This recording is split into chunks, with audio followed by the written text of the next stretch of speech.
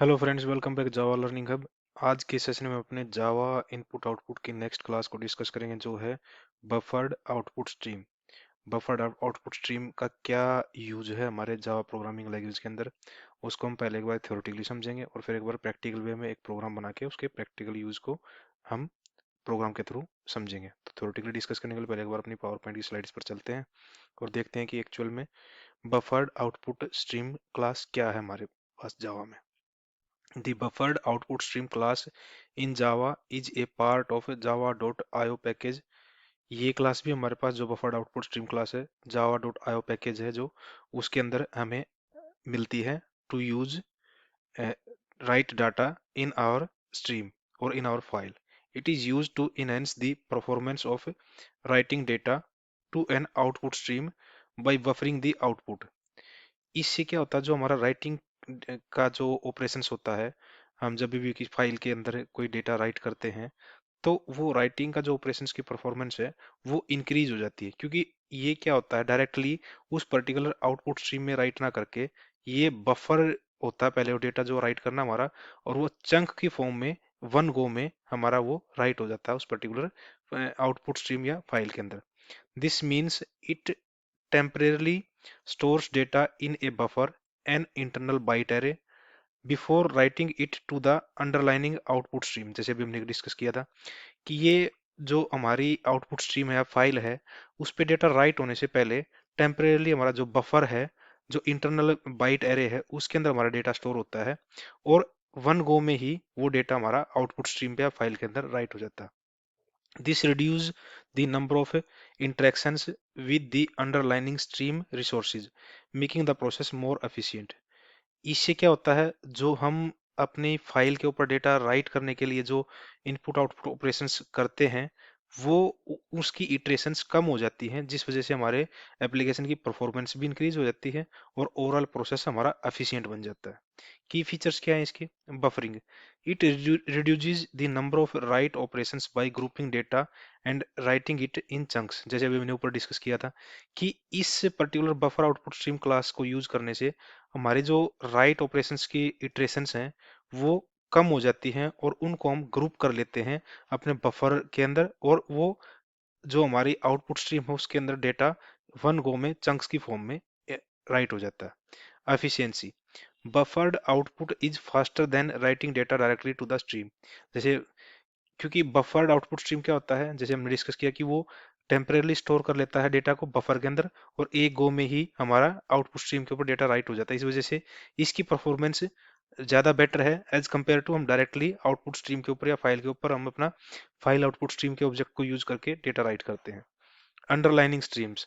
It works as a wrapper around an existing output stream like file output stream। ये क्या है कि जो हमारी एग्जिस्टिंग आउटपुट स्ट्रीम है उनके साथ काम करता है। जैसे फाइल आउटपुट स्ट्रीम हो गया, तो उसके ऑब्जेक्ट के साथ ये buffered output stream class use होती है। कंस्ट्रक्टर क्या है इसके क्लास को ऑब्जेक्ट को क्रिएट करने के?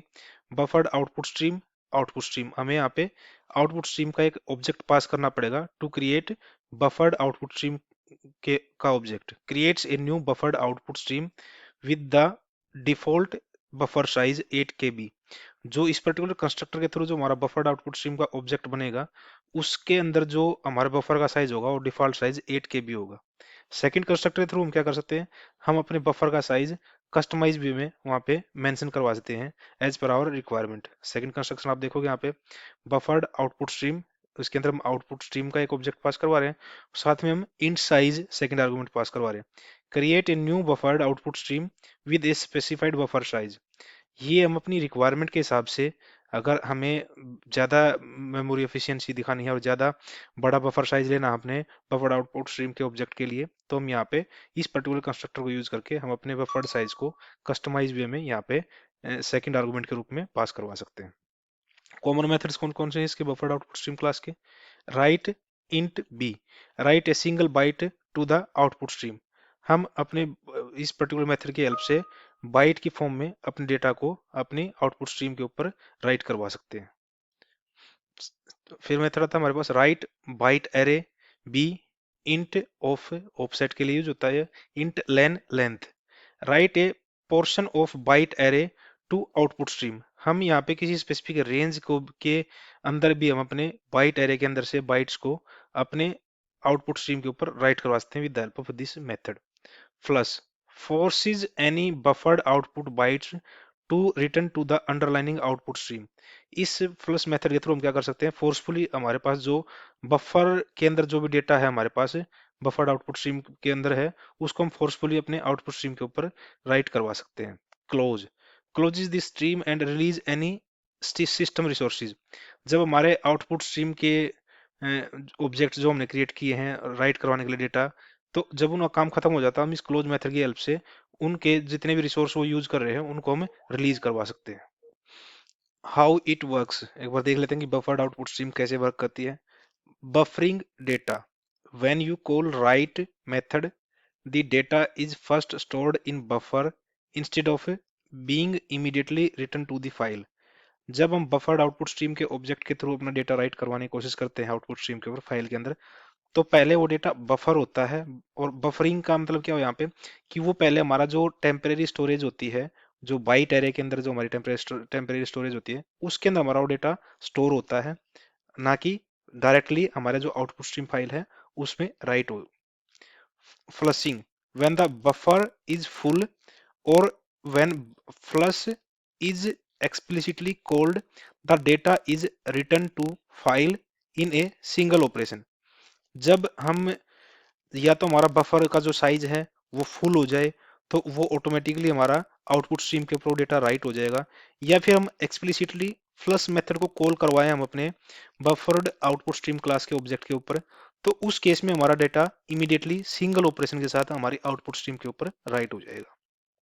Closing, the close method ensure that all buffered data is returned to the file and releases the resources।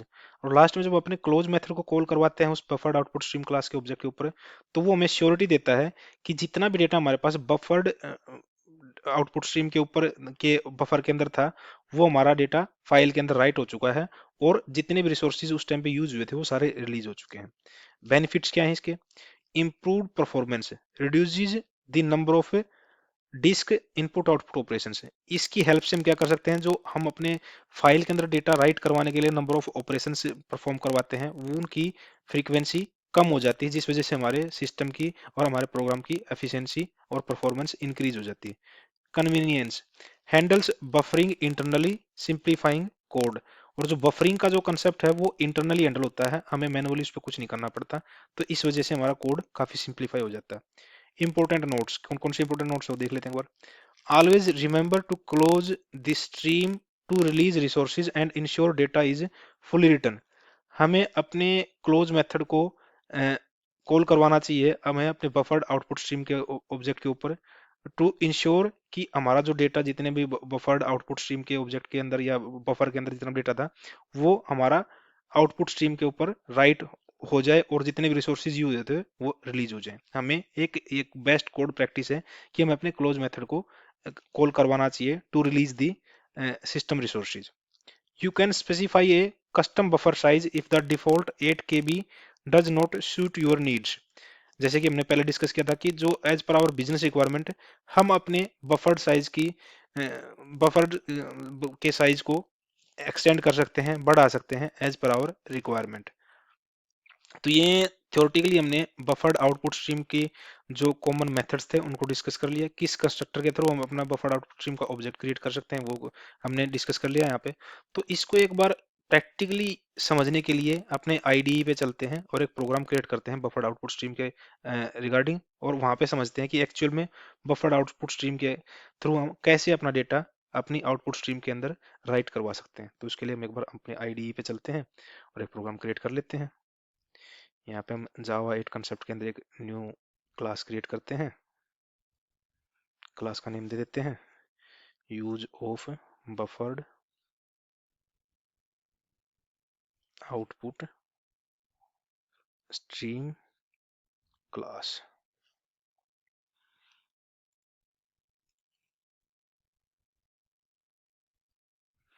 हमारी न्यू क्लास क्रिएट होके आ गई। यहाँ पे एक बार हम कमेंट डाल देते हैं use common methods of buffered output stream class कैसे कर सकते हैं? उसके लिए पहले हमें क्या करना पड़ेगा, एक फाइल आउटपुट स्ट्रीम का या फिर आउटपुट स्ट्रीम का एक ऑब्जेक्ट क्रिएट करना पड़ेगा, क्योंकि उसी ऑब्जेक्ट को हम बफर्ड आउटपुट स्ट्रीम के कंस्ट्रक्टर के अंदर पास करवा के बफर्ड आउटपुट स्ट्रीम का ऑब्जेक्ट क्रिएट कर सकते हैं। तो उसके लिए हम क्या करेंगे, पहले फाइल, पहले सारा कोड हमें क्या करना चाहिए, ट्राई कैच ब्लॉक में लेना चाहिए, ताकि हमारे अगर हम बाई चांस क्लोज मेथड को कॉल करवाना भूल भी जाएं तो हमारा ऑटोमेटिकली वो क्लोज मेथड कॉल हो जाए। तो यहाँ पे हमारे जितने भी रिसोर्स, सिस्टम रिसोर्स होंगे वो ऑटोमेटिकली रिलीज हो जाते हैं अगर हम ट्राई कैच ब्लॉक के अंदर सारे मैकेनिज्म को हम राइट करते हैं। तो कैच, यहाँ पे हम हमेशा अपने इनपुट आउटपुट एक्सप्रेशन को हैंडल करवाना चाहिए।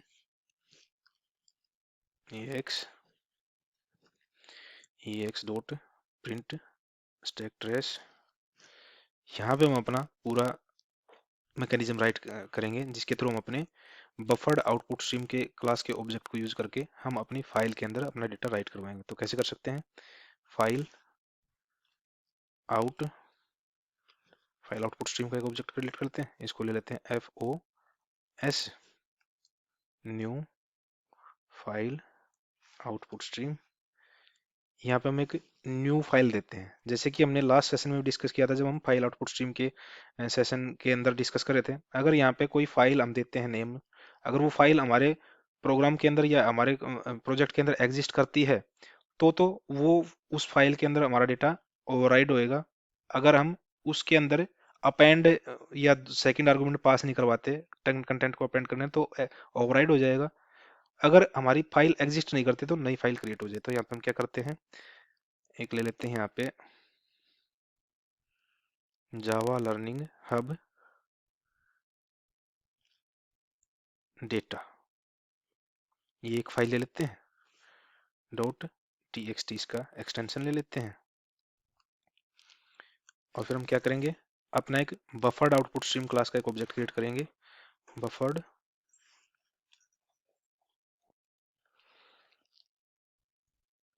बफर्ड आउटपुट स्ट्रीम का हमें ऑब्जेक्ट क्रिएट करना है। तो इसका हम नाम दे देंगे बी आउट या BOS ले लेते हैं, बफर्ड आउटपुट स्ट्रीम ले लेते हैं। तो इसका हम कैसे कर सकते हैं, बफर्ड न्यू कीवर्ड का यूज करके न्यू बफर्ड आउटपुट स्ट्रीम, और यहाँ पे जो हमारा फाइल आउटपुट स्ट्रीम का ऑब्जेक्ट है उसमें एज एन इनपुट आर्गुमेंट इसमें पास करवा देंगे। तो हमारा ये सेकंड आर्गुमेंट यहाँ पे रेडी हो गया है। सेकंड कंस्ट्रक्टर, मतलब जो कंस्ट्रक्टर के थ्रू हमने बफर्ड आउटपुट स्ट्रीम का एक ऑब्जेक्ट क्रिएट कर लिया। अब इसके थ्रू हम डेटा राइट करा सकते हैं अपनी फाइल के अंदर, जो हमने फाइल यहाँ पे फाइल आउटपुट स्ट्रीम के कंस्ट्रक्टर के अंदर पास करवाई है। तो डेटा पहले एक काम करते हैं, एक स्ट्रिंग टाइप का एक डेटा के लिए एक स्ट्रिंग टाइप का वेरिएबल ले लेते हैं, स्ट्रिंग, यहाँ पे ले लेते हैं डेटा, इसमें डाल देते हैं hello friends welcome to Java world. ये हमने एक टेक्स्ट ले लिया। अब इसको हमें अपने जो फाइल हमने यहाँ पे फाइल आउटपुट स्ट्रीम के कंस्ट्रक्टर के थ्रू यहाँ पे ऑब्जेक्ट क्रिएट करते टाइम पे पास करवाई थी, उस फाइल के अंदर हमें डेटा राइट करवाना था। कैसे करवा सकते हैं हम इसको, by using buffered output stream object BOS dot right, एक मेथड है। राइट की तीन वेरिएंट है, हम बाइट एरे की फॉर्म में डेटा राइट करवा सकते हैं, सिंपल बाइट की फॉर्म में डेटा राइट करवा सकते हैं, और एक रेंज ऑफ डेटा को भी अपनी फाइल के अंदर राइट करवा सकते हैं। हम यहाँ पे सिंपली इस मेथड का यूज करेंगे फिलहाल। यहाँ पे तो हमारा डेटा है डॉट गेट बाइट, यहाँ से बाइट में कन्वर्ट करवाते हैं अपने डेटा को, स्ट्रिंग को बाइट में कन्वर्ट करते हैं और उसके बाद ये राइट करवाएं। अब जैसे कि मैं एक बार कंट्रोल S करता हूँ और अपने प्रोग्राम को रन करते हैं,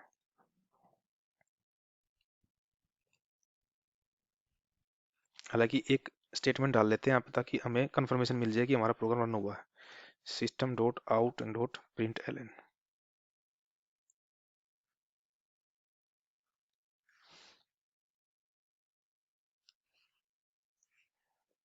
data is successfully right. Control S करते हैं एक बार अपने यहाँ पे ध्यान से देखो कि हमारी एक फाइल क्रिएट होगी है, जो हमने फर्स्ट टाइम प्रोजेक्ट पर अपना प्रोग्राम रन किया था। तो फाइल हमारी क्योंकि एग्जिस्ट नहीं करती थी तो फाइल आउटपुट स्ट्रीम के जब हमने ऑब्जेक्ट क्रिएट किया तो उसके थ्रू ये फाइल क्रिएट होगी, लेकिन जब इस फाइल को ओपन करते हैं हमारा डेटा नहीं आया इसमें। क्यों नहीं आया डेटा? हमने थ्योरेटिकल टाइम पे डिस्कस किया था कि जो बफर्ड आउटपुट स्ट्रीम के थ्रू हम डेटा राइट करवाएंगे तो डेटा किस कंडीशन में राइट होएगा हमारा उस पर्टिकुलर फाइल के ऊपर, आउटपुट स्ट्रीम के ऊपर। या तो हमारा बफर्ड जो साइज, बफर साइज जो 8 KB का डिफॉल्ट साइज है, वो हमारा बफर फुल हो जाए तो ऑटोमेटिकली डेटा राइट हो जाएगा। नहीं तो जितना डेटा हमारे पास है उस बफर के अंदर है, बफर आउटपुट स्ट्रीम के ऑब्जेक्ट के अंदर है, उसको राइट करवाने के लिए हमें क्या करना पड़ेगा, अपना जो फ्लश मेथड है उसको कॉल करवाना पड़ेगा अपने बफर्ड आउटपुट स्ट्रीम क्लास के ऑब्जेक्ट के ऊपर। तो हम यहाँ पे फ्लश मेथड को कॉल करवाते हैं, कंट्रोल एस करते हैं और अपने प्रोग्राम को दोबारा रन करते हैं। ये भी यहाँ पे हमारा ये जो प्रिंट स्टेटमेंट डाली थी इससे क्या होगा कि हमारा प्रोग्राम सक्सेसफुली रन हो गया। अब हम अपने उस पर्टिकुलर फाइल के ऊपर जाके देखेंगे तो हमारा डेटा यहाँ पे राइट होके आ गया है। तो ये हमारा फ्लश का यूज हमने देखा कि फ्लश का यूज क्या है एक्चुअल में इसमें। क्योंकि दो कंडीशन में डेटा राइट हो सकता है, या तो हमारा बफर जो है डिफॉल्ट बफर का साइज है वो फुल हो जाए तो ऑटोमेटिकली राइट हो जाए, तो वहां पे उस केस में फ्लश मेथड की नीड नहीं होगी हमें। अगर हमारा बफर फुल नहीं हुआ और हमें डेटा इमीडिएटली राइट करवाना अपनी उस आउटपुट स्ट्रीम के ऊपर, तो हमें इस फ्लश मेथड का यूज करना पड़ेगा। यहाँ पे हम क्या कर सकते हैं, अपने बफर्ड आउटपुट स्ट्रीम के ऑब्जेक्ट के साथ में अपना डेटा बाइट एरे की फॉर्म में भी राइट करवा सकते हैं। कैसे करवा सकते हैं हम, यहाँ पे हम एक काम करते हैं, एक बाइट एरे लेते हैं, बफर डेटा, तो यहाँ पे एक बाइट एरे में कुछ डेटा डलवा देते हैं। जैसे हमारे ABCD जो करेक्टर हैं उसके बाइट कोड क्या होते हैं हम देख लेते हैं। यहाँ पे डाल देते हैं 65, 89, 76, 90, 82, 97। ये कुछ हमने अपने बफर डेटा के अंदर कुछ डेटा ले लिया हमने यहाँ पे। तो इसमें अगर जब हमने देखा था कि राइट के मेथड के जो वेरिएंट थे, यहाँ पे दोबारा जाते हैं हम, यहाँ पे राइट मेथड के वेरिएंट देख लेते हैं क्या है। डॉट राइट आप प्रेस करोगे, हम बाइट एरे की फॉर्म में भी अपना डेटा राइट करवा सकते हैं। हम इसको लेते हैं बाइट एरे की फॉर्म में। बाइट क्या है हमारा, बाइट एरे कौन सा है, बफर डेटा है, तो उसको हम राइट करवाएंगे। कंट्रोल एस करते हैं और अपने प्रोग्राम को दोबारा रन करते हैं।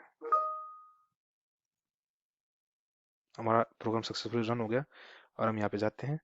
तो ये क्या हुआ है, ध्यान से देखें, जो हमारा पहले वाला टेक्स्ट था वो ओवरराइड हो गया है, क्योंकि हमारा जो एग्जिस्टिंग फाइल थी उसमें जो हमारा फाइल आउटपुट स्ट्रीम का जो ऑब्जेक्ट क्रिएट किया था उसके अंदर हमने ओनली जो जिस कंस्ट्रक्टर के थ्रू हमने डेटा वो अपना प्रोग्राम कॉल करवाया था, रन करवाया था, उसमें क्या है, ओनली हमने सेकंड आर्गुमेंट पास नहीं करवाया। यहाँ पे अगर हम यहाँ पे सेकंड आर्गुमेंट ट्रू पास करवा देते हैं तो उस केस में हमारा डेटा ओवरराइड नहीं होएगा। कंट्रोल एस करते हैं और अपने एक बार दोनों ऑपरेशंस को परफॉर्म करवाते हैं।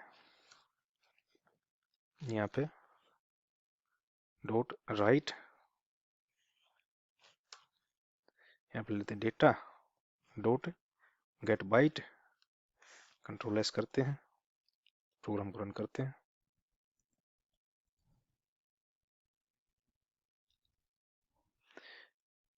अब ये तो हमारा डेटा पहले से था ही, ये हमारा डेटा जो हमने उसके बाइट की फॉर्म में डेटा राइट करवाया वो है। सेकंड टाइम फिर हमारा क्या हुआ, जो ये डेटा सेकंड टाइम हमारा दोबारा ये मेथड कॉल हुआ जिसके अंदर बाइट एरे के थ्रू हमने डेटा राइट करवाया है। क्यों वहां ओवरराइड क्यों नहीं हुआ, क्योंकि हमने यहाँ पे सेकंड आर्गुमेंट पास करवा दिया यहाँ पे बुलियन टाइप का, जो हमें जो डेटा अपेंड करवाना हमें एग्जिस्टिंग फाइल में, उस केस में ये इस ट्रू की वजह से हमारा डेटा अपेंड हो रहा है। कुछ स्पेसिफिक रेंज ऑफ डेटा भी हम ऐड कर सकते हैं। कैसे कर सकते हैं उसमें, एक बार इसको मैं हटा देता कि हमारा ओवरराइड होके ही आए हमारा रिजल्ट, और इसमें से इसको हम यहाँ पे कमेंट कर देते हैं।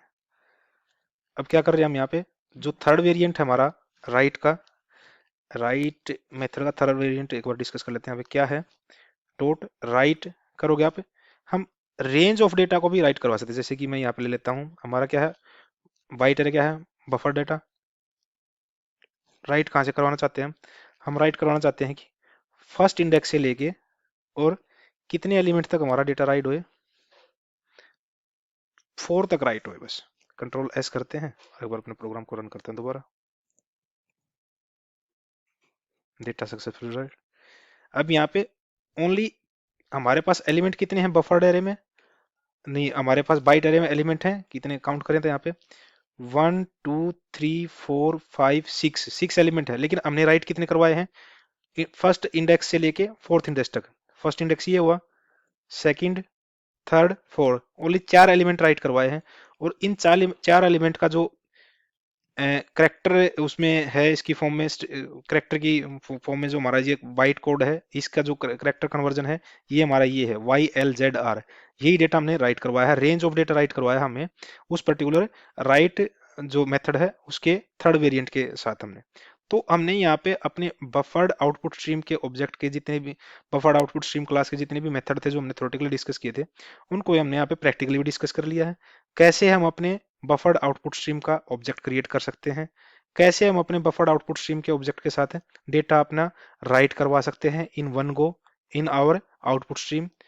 और थ्योरेटिकली हमने इसको सारा सब कुछ डिस्कस कर लिया था। फिर भी आपको कोई डाउट है इस बफर्ड आउटपुट स्ट्रीम क्लास के यूज के ऊपर, तो आप इस पर्टिकुलर वीडियो के ऊपर कमेंट कर सकते हो, ताकि हम आने वाले सेशंस में आपके उस इश्यू को रिजोल्व करने की कोशिश कर सकें। Till then, thank you, thanks for watching.